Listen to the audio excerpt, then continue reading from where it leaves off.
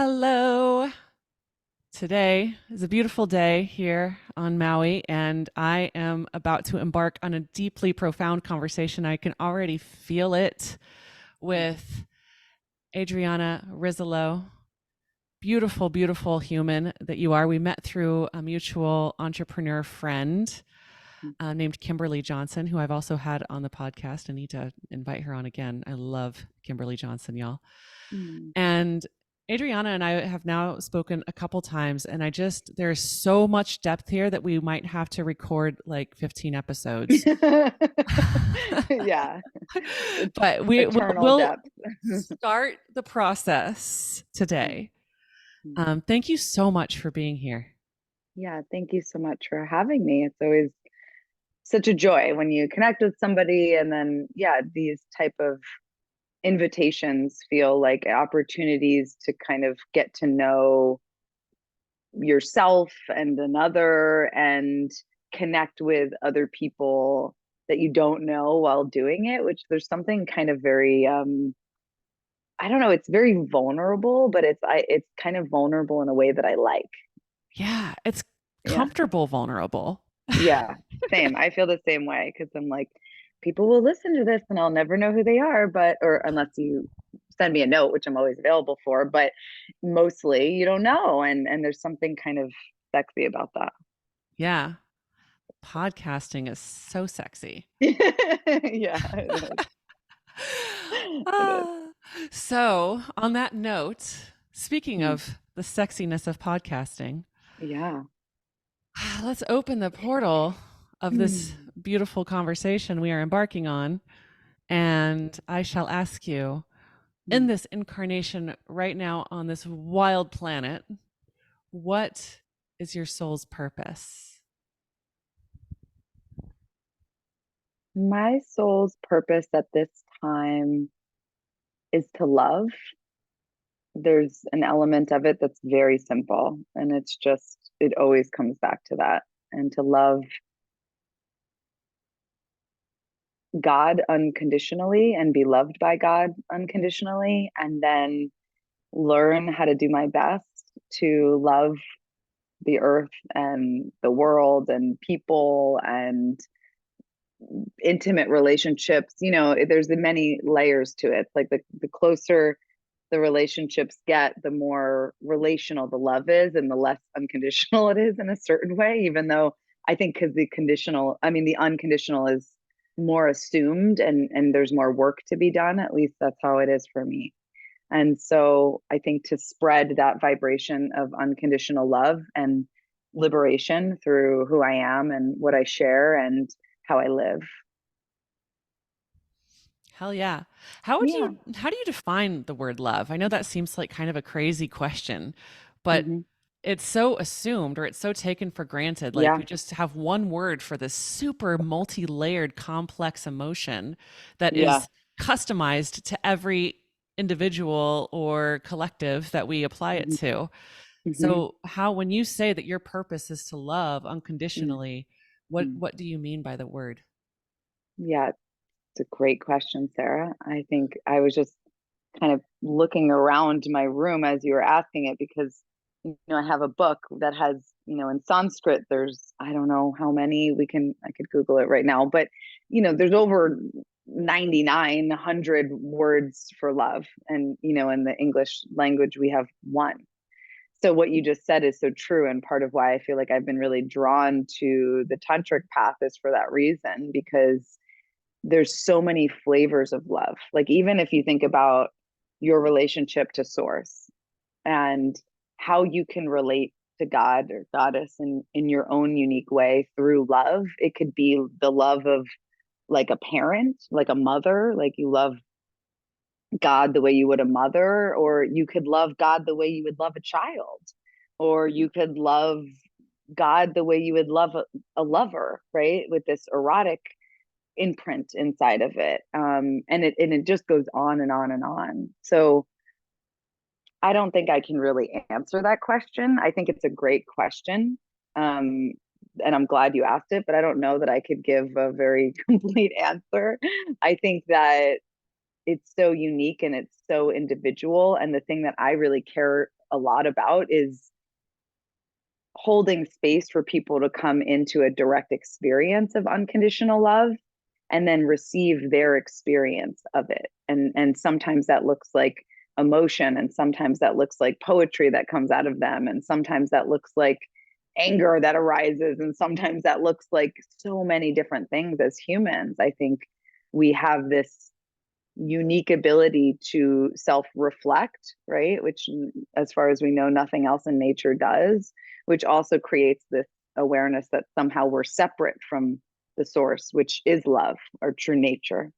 And so I think love, in terms of the way that I'm dancing around it and dancing in the fire of it, and dancing far away from the fire, running from the fire of it, and then coming back, has something to do with that, has something to do with the deepest and truest thing that we know, our inner knowing of who and what we are. To me, that's what love is. And I think it takes on many different flavors for however many humans there are on the planet. And I also think in my life anyway, it's taken on more more flavors than I could even recollect in this moment, because I've been so deep on a path of coming to understand what love is since I was a teenager. My grandmother gave me this book, Art of Loving, by Eric Fromm, I think was his name. Yeah.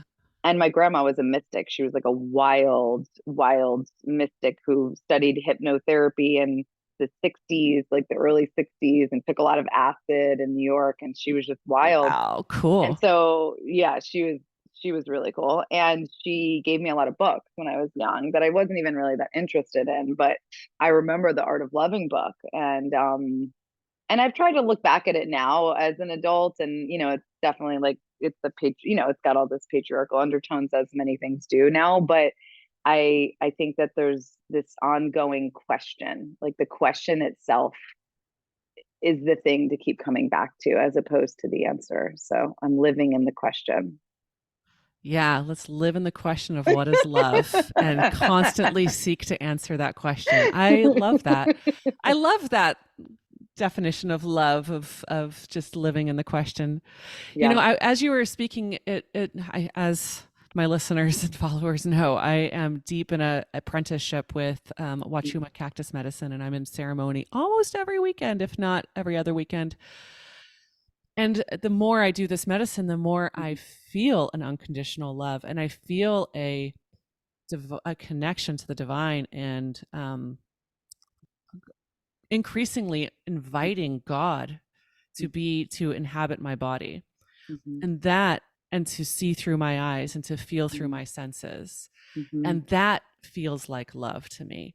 And it's Yeah. that unity. So I feel like when you say love something else, like Mm-hmm. love another human, Mm-hmm. love God, love the earth, it assumes this otherness. There's another Mm-hmm. thing to Mm-hmm. love. Mm-hmm. And yet I feel the most love when I am in union in some Mm-hmm. way with the Yeah. with that object of my love, whether it be God Yeah. or the earth Yeah. or a human, or Yeah. Yeah. and that's really interesting too. And so Mm, I wonder how much like mm, true real love is that mm, feeling of union with mhm. another. Yeah. I mean, that's what true yoga is. I mean, it's Yeah. taken on many silly forms nowadays, but that's, what you just described is what yoga is.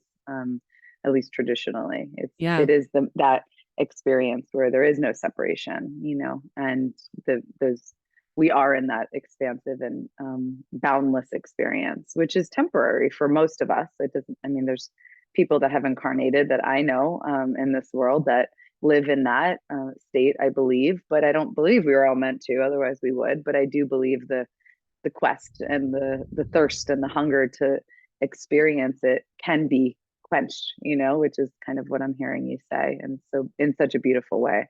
Mm. Yeah. So your body of work is called Body Temple. Mm-hmm. And you do a lot with embodied movement and working with people around addiction and trauma and what so-called mental health, although that label is complex for me. Mm-hmm. And I wonder if you could speak to like how your soul's purpose of sort of living in a quest of love aligns with your work with Body Temple and the Mm-hmm. actual work that you're doing in the world.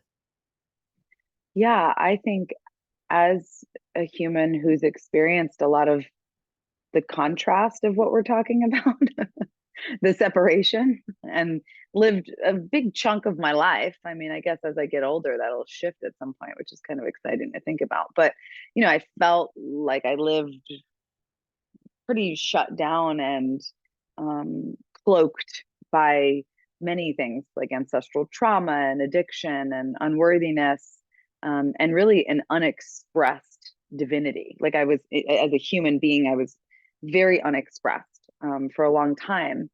And the way that the work I share with Body Temple, whether we're dancing and we're moving as part of a ceremony, or we're chanting and drumming, and there's one person that's kind of taking on the embodiment of the group, or we're reading poems to each other, or we're doing rituals in nature.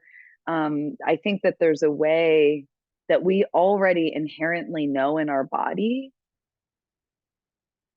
what it is we need, and it takes some effort and some choice to get to that place. And so a lot of how I feel like more love comes into people's lives, including my own, through this type of work, is that we're cultivating more and more choice. And when we cultivate choice, we're going to choose the loving thing. It's just that we don't always have that choice when we've been filled with lots of different conditioning and trauma and um, experiences that we feel like we need to reject, or we have these habitual responses, right, in our nervous system of rejecting aspects of ourself, or aspects of our human experience that have been painful. So I think holding the polarity between pain and pleasure is one of the ways that I've experienced my own and seen other people really welcome the fullness of who they are. And I think sometimes our suffering really comes from the exhaustion of trying to relate on like just a human level and not acknowledge that there's a soul, right? Like if you and I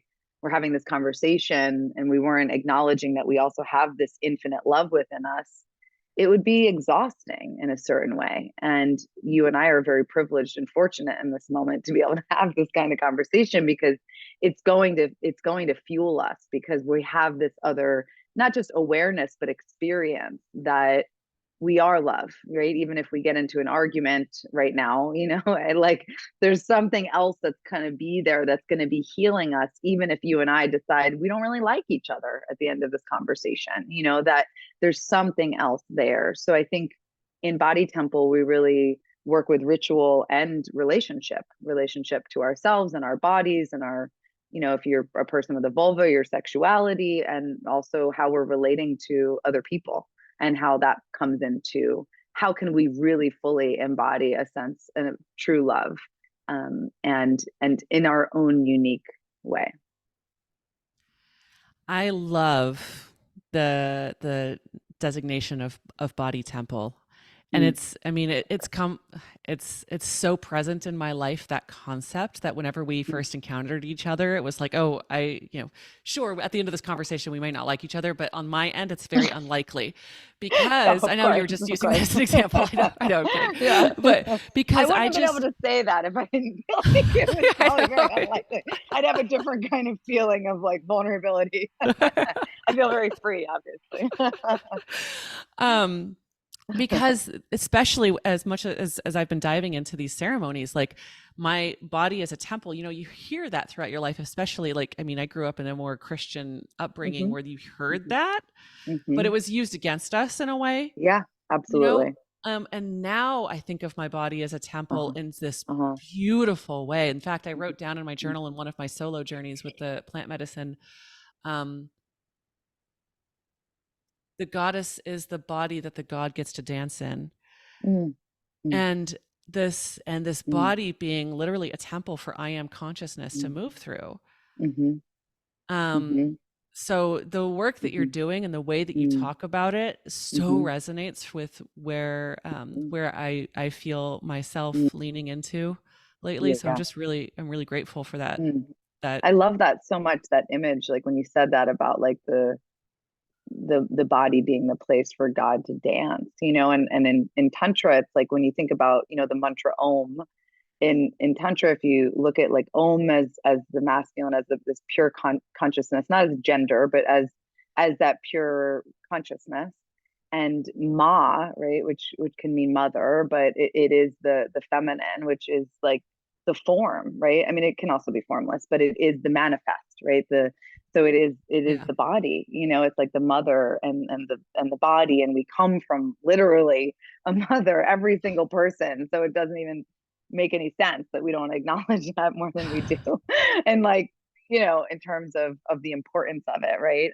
But what you just said also just reminded me of these kind of principles of like how we can connect to that I am, that pure awareness that, is ever has been there since before we were born, right? And then the ways that ma, that vibration of chaotic and changing reality, in her infinite forms, and the one who's created all the universes is also a place for all of that to dance, for that consciousness to dance. It's a really beautiful image.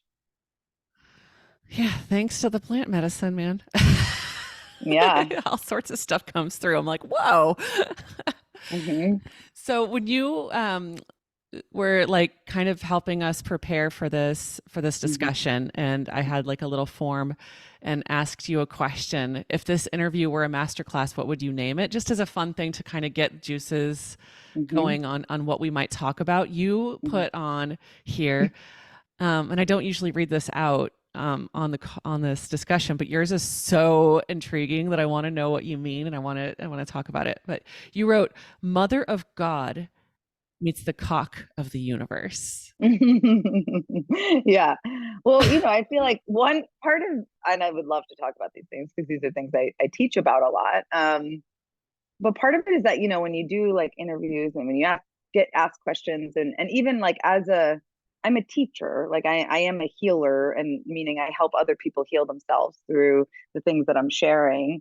And that's part of who I am, and that's clear to me. But I'm also an artist in a lot of ways. So when I'm creating, it's coming from a source of what I can't know yet, right? So sometimes when you get asked questions, or even if I'm going to write a newsletter or something, like I have to constantly be like, okay, what's the most ridiculous thing that I want to like share right now? Or like, what's the most yeah, like just something that's just like not what I've been saying for the past 2 weeks, because I am constantly needing to recreate my experience of of reality, so that the aliveness I know is available to me can flow. So part of it was, and part of both of these teachings actually came through in that same way. I mean, the cock of the universe, I guess I can start there, came through actually when I was guiding a retreat with one of my friends, Olivia Clementine, and we were doing a tea ceremony.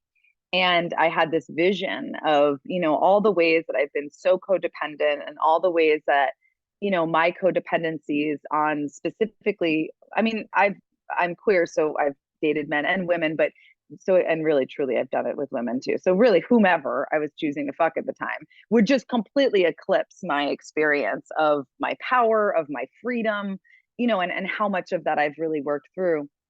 And I just had this vision of like, I was actually having a vision of like driving a car, and kind of driving through the universe, and just had this kind of these words come through of, the cock of the universe. And when I had that kind of come in, it was just like, you have those moments like what you were just kind of describing in a different way, of just like pure fulfillment, like samadhi, like just the moments where you're like, like you can't, there's no thought, right? It goes beyond the space of the mind, and when I came out of the meditation, I was like, I remembered cock of the universe. It's so interesting, and my sense of, whether it's talking about the ways we've been habitually trained and conditioned to be addicted to the things outside of us to fulfill our inner child's needs, or just our soul. That, like, because to me, I like to work with the inner child and the soul, because I think sometimes they have similar needs and sometimes they have really opposing needs, which is interesting to me. And for example, the inner child's need for safety and the soul's need for like total unknown. So, dancing with that. But the cock of the universe is really this opportunity that we could take in our practice to really open up to the ways we have this kind of God-sized hole, inside that we every human being has. And as we awaken and as we're awakening, we have an opportunity to fill it with, again, when we have choice, we can fill it with whatever we want, And so to me, as a super femme and feminine kind of being, even in my most satisfying partnership, which I feel like I'm in right now, there's always a part of me that wants more. Like it's always like, okay, now we're here. Like, can we go here? It's like this ever unfolding dance. And it doesn't mean that I'm not satisfied in certain moments and I don't appreciate and have gratitude, but it just means that like I'm a fucking deep sea diver. And like you come to the depths with me and I'm gonna go deeper and I'm gonna be like, were you gonna come here? And like that to me is like part of aliveness, and so it's definitely, I'm probably not the easiest person to date, but I'm a pretty amazing person for that reason as well. So I need a love that can fill me more than any other human really can. And that's been imperative for my survival. Like literally, I feel like I would have died if I hadn't had an experience of God that went beyond what any other human could provide or any other thing, right, could provide, whether it's success or money or, anything that we're kind of taught that we should get and then we'll have. And it just doesn't work like that for me. It's like I get inside and then I get to have, even if I'm talking about things in my relationship, it's like I have to own it. I have to own the thing that I want within my relationship. And then it happens. It's like I have this very mirrored reality experience, which I think a lot of us do if we've been walking a path for some time. And it's not to say that everything that happens is your fault and all that kind of like bullshit kind of spiritual jargon stuff. I don't believe that because you're existing with other humans that have their own choice. But I do really experience that a lot where my particular practice and my relationship to the divine is so essential.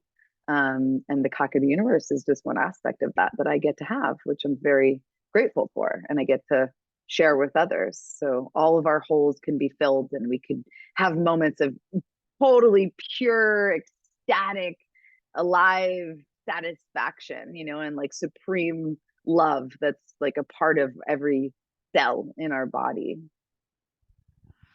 I imagine you have so much Scorpio in your chart.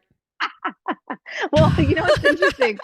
I have my midheaven and my Jupiter is in Scorpio. So I'm like like Scorpio is my shit. Like and anyone else that has Scorpio loves me because I'm like Jupiter is just Yeah. it's all yes. I'm like yes to it. And I don't have any resistance because it's not even, it's like the planet of like pure expansion. So I'm Yeah. purely expanded by my relationship to scorpionic energies and also by people. Our whole community, Body Temple, I always say is it's the Taurus Scorpio like polarity. Like I'm a that's Taurus Sun, Scorpio Moon, just so you know.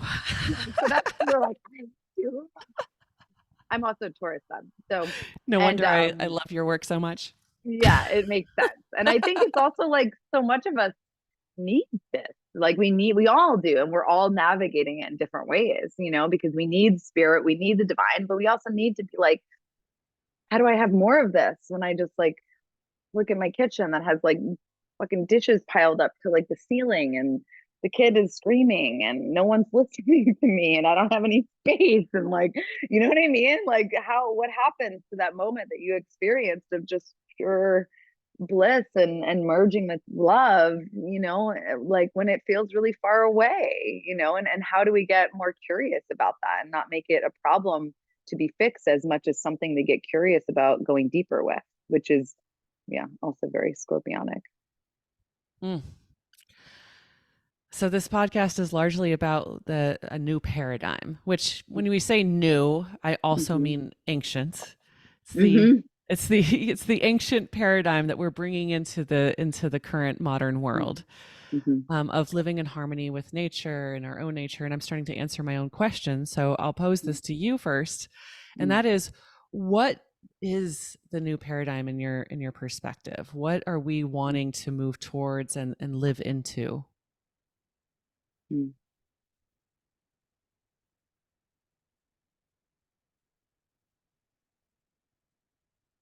I feel the urge that in my awareness that this question kind of pulls me towards like the future in a way that I'm noticing right now I'm resistant to, which is interesting because I'm an Aquarius rising. I mean, I'm not resistant to this question by any means. I am here to truly create that in the way that I'm here to create it. But it's interesting because there's something about being available to be really present with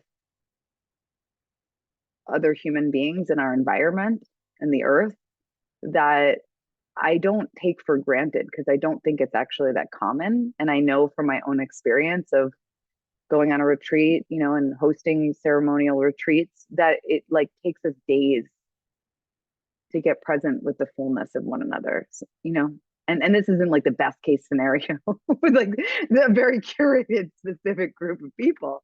So I think part of that answer for me in this moment, or part of my response to this question in this moment, is that there's an availability that we've somehow slowed down enough and have dealt with the panic and the ways that we've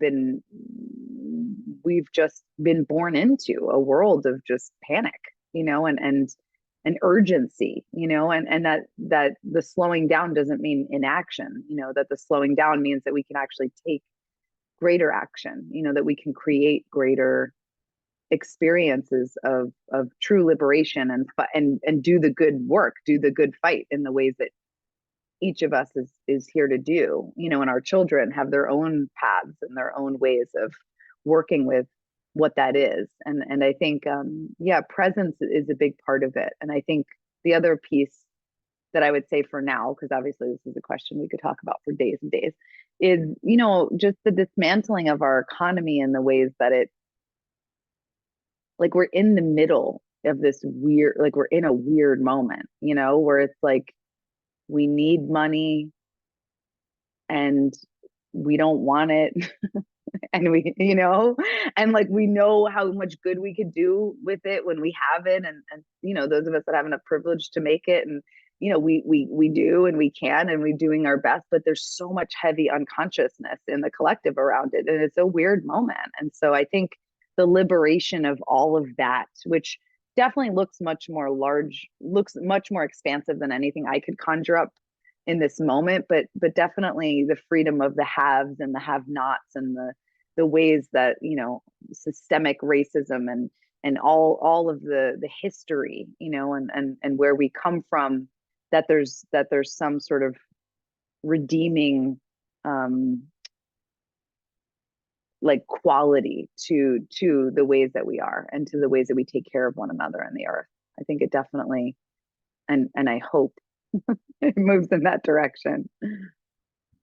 Yeah. I mean, I so resonate with all of that. And I think it requires a new paradigm economics in order for us to be more present, because we're all Yeah, so thrust yeah. into survival mode. Even not the most privileged of us, but even the more privileged Mm-hmm, of us mm-hmm, are still in a mm-hmm, hamster wheel of mm-hmm, survival in our own ways. mm-hmm, Um, and so the system that we have, the mm-hmm, economic system that we have, just perpetuates that mm-hmm. for damn near all of us. Yeah, yeah.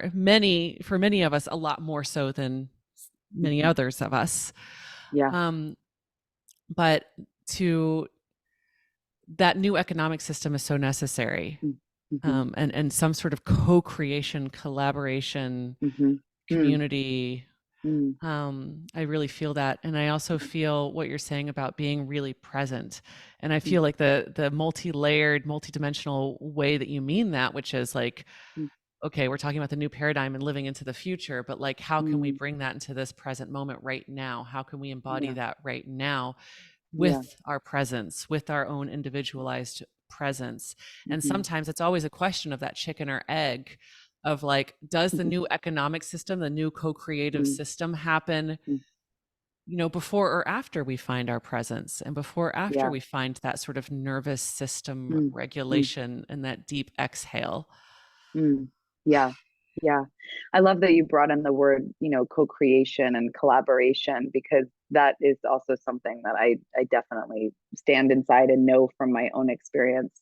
Even the way I'm made and human design, like I can't do anything unless I'm in relationship to another person. Literally, I'm not even joking. Like, people are like, how do you do so much? I'm like, because I have like all these things hanging around, but like I have had to learn over the years, whether it was initially with sobriety and then over the years of just building a life that felt aligned with my heart and soul. I just need other people, and I'm not confused about that. I don't have any issues with that. And I've learned, how to do it in better and better ways, and I'm always learning. But I think that that's huge, because it's not just better technology and that kind of thing, which is a part of it, of course, but it's more human. It's like, how can we really be more human and like really create collaborations? And most of us have had experiences of terrible collaborations, and we have trauma around collaborations and relationships. I mean, we're all wounded, in relationship, but I think that that's part of the new world that we're at least creating in this very moment, where we're starting to have more reparative experiences. And I think that that's where we're at in our evolution, and I'm very grateful for that. But I also know that it's pretty amazing to think about what's possible beyond that. Because to me, it feels like we're almost just trying to repair some things here in this lifetime. I don't know, clean up some Absolutely. shit. Yeah, we've Yeah. got some stuff to clean up. Uh, Lifetimes and lifetimes and generations of horrific shit. It's yeah, like, and it's still happening. So this is the path of the mystic. So I don't know, but I think that for sure, it's important to work towards that within ourselves and between each other when possible. beautiful. Well, anytime you want a Hmm. collaborative soul sister, I'm here for it. Yeah, thank you. Can I say just one word about the Mother of God, because I didn't mention Oh, it, and it's yeah. definitely I like, really want to hear about the Mother of um, God. and this is more of a question than a response, a question of a question. But I've really one in I've studied a lot of tantra, and I've been to India many times, and so there is this path where you're worshiping the mother as God. So and then I was raised Catholic, and so there's the mother of God, like meaning Mary, or Madonna, and this experience of learning my own history, part of my ancestral lineages of coming from southern Italy, and just finding this dance of like, what is the mother, and who is the mother of the universe, and in this worship of Kali or the Black Madonna, and my relationships to them, how they've totally destroyed my life in certain moments, and all for the sake of so much more beauty that was built that I would have never been on board with, but now in hindsight I'm so grateful for. So I think there's also this consciousness expansion, like when you think about what we know of as God, and in our most limited sense of maybe what you were taught in the religion, to even like our expansive, more conscious, mystical sense of God as the source.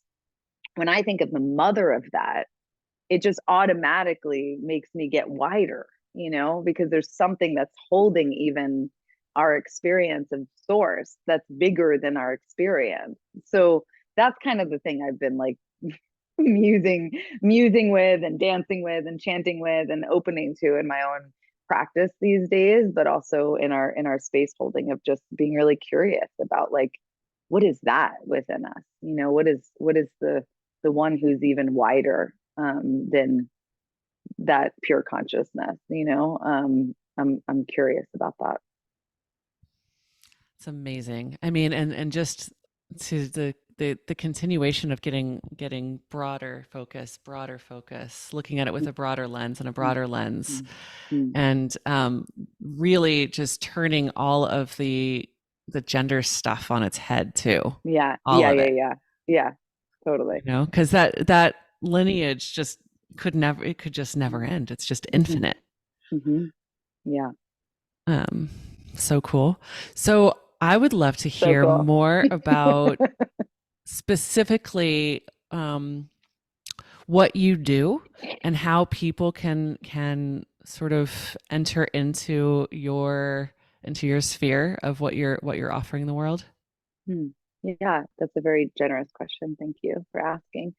I love to hold space in lots of different ways. So sometimes we hold body temple dance practice, which is like an emotional kind of shamanic dance party that also might include like, you know, pop music. It's very much like inspired through my own experience of doing different kinds of ecstatic dance and interpretive dance and all kinds of different movement. I was a yoga teacher for 10 years, so I have a lot of body awareness that kind of just gets transmitted when we're just moving together, but it's also guided.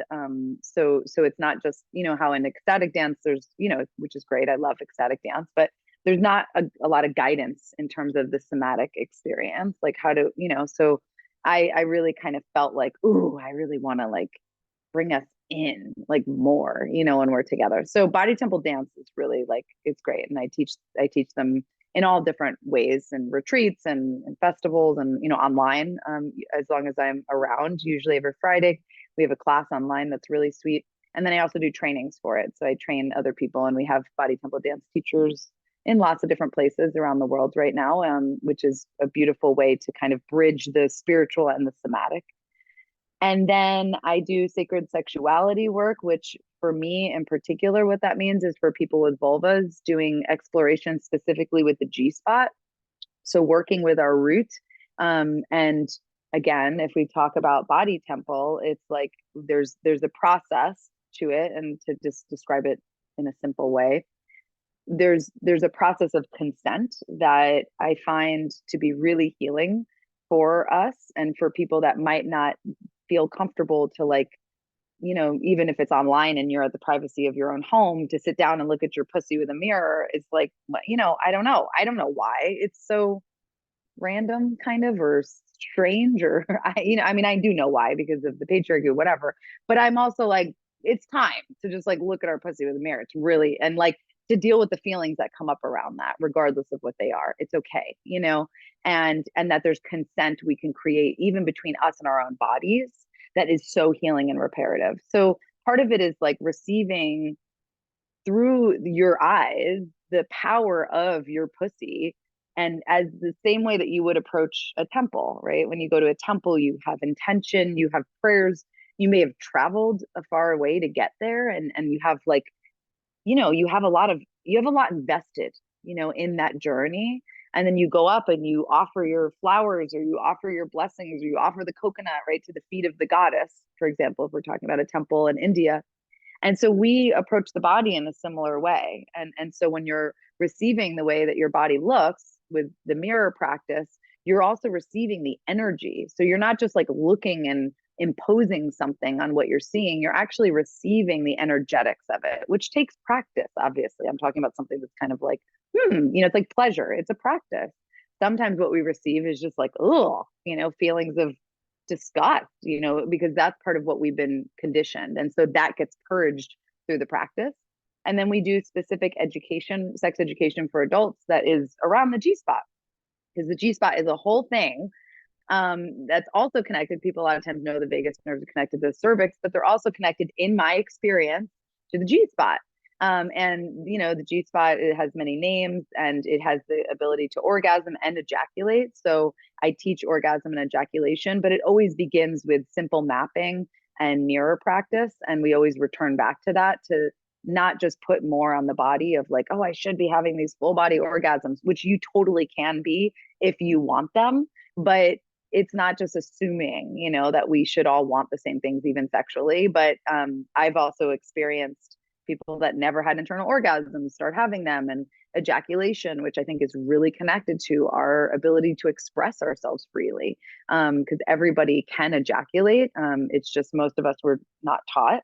And we've only heard about it through porn and things like squirting, which isn't usually how people experience it. It's usually more of a flood or a trickle or a gush. It's not usually a squirt. And when you think about like a squirt, anyways, I can go on and on, but these are kind of two aspects that are very different, like the containers for the sensuality and sacred and sexuality work that we also work a lot with rose medicine, and they're different, and then I also do one-on-one work with people, which I love to do, and just, supporting them on their path of healing and experiencing the divine through their body and through their creative offerings, everything from what they're creating and helping them support that process, and also bringing in elements of business and money into it, because I have had some training with that, and I think it's great to have spaces where you can have it all be held, right? That you can, if you're confused about what to charge, it's probably because you haven't asked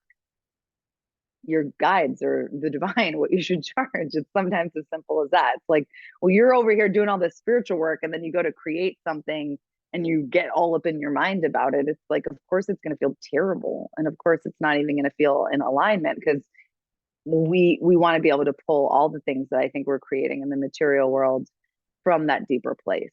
Once we connect to it, we kind of have to, I think. So I do lots of things. I'm also a writer. I'm writing a book on healing the masculine within us, through dismantling our internalized patriarchy, and it's a teaching memoir. So it's part of my story with my dad, who was an addict and a Scorpio and an artist and an amazing, terrible man. And my journey with him in the afterlife, which I've been connecting to him for the past 15 years in the spirit realm. And he's part of what really helped me start to connect to the unseen world in ways that, I couldn't have learned in a book, I don't think, has really come through my experience. But I think we all have the ability to connect to our ancestors. And I'm interested in sharing some of what I've learned around that. Well, I would like to start coming to your Friday Yeah, dance come class. Please sometime. It's share the so fun. information. Well, I'll make sure to get all your links so that we can share them in Right. the show notes and anywhere I share this podcast episode. I would like to start coming on Friday, and I want to talk with you offline about all the other cool things, and I can't wait to check out Yeah. your book. Yeah. So Thank anyway, you. So so much grateful to be here. resonance. And yeah, thank you. Yeah, so grateful to have you. And may this Mm. be the beginning of a beautiful friendship. Yes. Um, yeah. Thank you all for listening. I hope Mm. you enjoyed it. I can't imagine you not enjoying this if you made it this long. You fucking loved Such this a conversation. bummer. We talked about orgasm and the cock of the universe and All the ridiculous things. all the ridiculous things. Yeah. All right, y'all. Mwah.